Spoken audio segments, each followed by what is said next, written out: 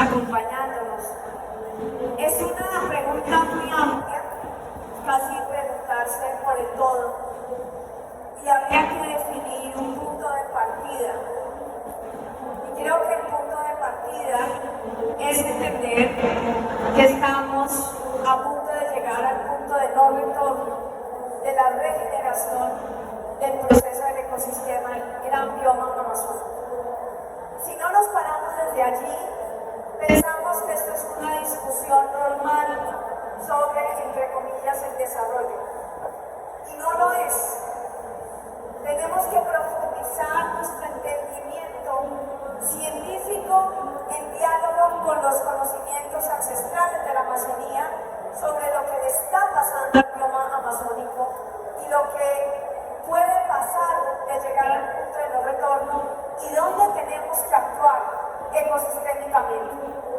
Si bien yo entiendo que esta es una agenda transversal de todos los sectores de gobierno, es lo correcto, el sector ambiental, el conocimiento científico ambiental, aunado al conocimiento de los pueblos indígenas, como pasó en Colombia cuando el ejército colombiano encontró los 4 niños perdidos en la selva de la mano de los chamanes. Y cuando me entrevisté en Guaviare con el general que comandó a los comandos por 40 días en la selva, su mensaje fue muy claro. Me dijo, sin los chamanes no hubiéramos podido encontrar a los niños. Sin la guardia indígena que acompañó al ejército, no hubiéramos podido encontrar a los niños. ¿Por qué?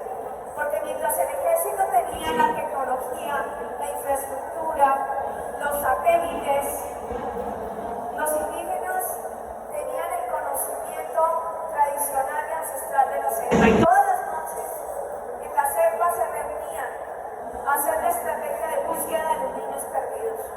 Los chamanes invocaban a los espíritus y buscaban entender el mensaje que la selva les estaba dando.